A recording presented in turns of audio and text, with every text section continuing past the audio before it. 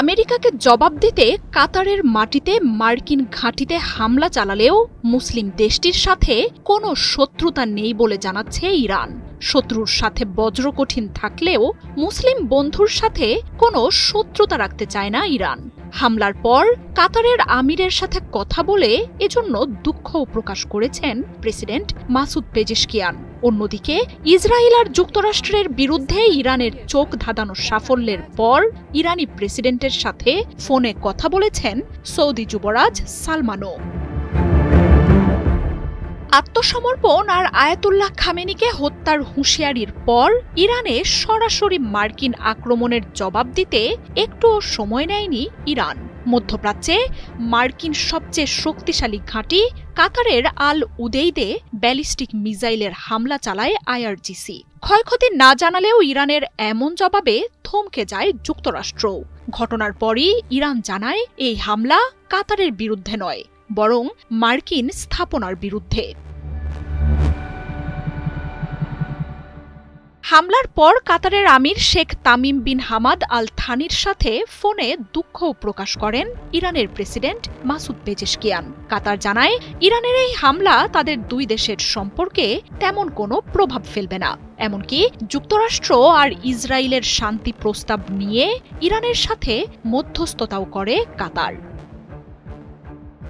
Iran যখন একা যুক্তরাষ্ট্র আর ইসরায়েলকে মোকাবিলা করেছে, তখন আনুষ্ঠানিক নিন্দা ছাড়া বাকি সময়টা কার্যত নিষ্ক্রিয়ই ছিল মধ্যপ্রাচ্যের মুসলিম দেশগুলো। তবে ট্রাম্প নেতানিয়াহুকে কোণঠাসা করা যুদ্ধে অবিশ্বাস্য সাফল্যের পর বিশ্ব মুসলিমদের মধ্যে জয় জয়কার চলছে ইরানের। যুদ্ধ শেষ হতেই ইরানের প্রেসিডেন্ট মাসুদ পেজেশকিয়ানের সাথে ফোনে কথা বলেন সৌদি যুবরাজ মুহাম্মদ বিন সালমানও। যুদ্ধবিরতি মধ্যপ্রাচ্যে শান্তি ফিরিয়ে আনবে বলে আশা জানান তিনি। মুসলিম বিশ্বের কথিত এই নেতা ফোন করেন ইরাক আর কাতারের রাষ্ট্রপ্রধানদেরও। ইরানের বিরুদ্ধে সর্বশক্তি নিয়ে যুদ্ধে নামেন নেতানিয়াহু। তবে ইরানের মিসাইল হামলায় নেতানিয়াহু যখন দিশেহারা, তখনই ইরানকে দুর্বল করতে সরাসরি যুদ্ধে যোগ দেয় মার্কিন বাহিনী। ইরানের সাথে কূটনৈতিক আলোচনার মধ্যেই দেশটির পরমাণু স্থাপনাগুলোতে B-2 বম্বার ও মিসাইলের হামলা চালায় যুক্তরাষ্ট্র।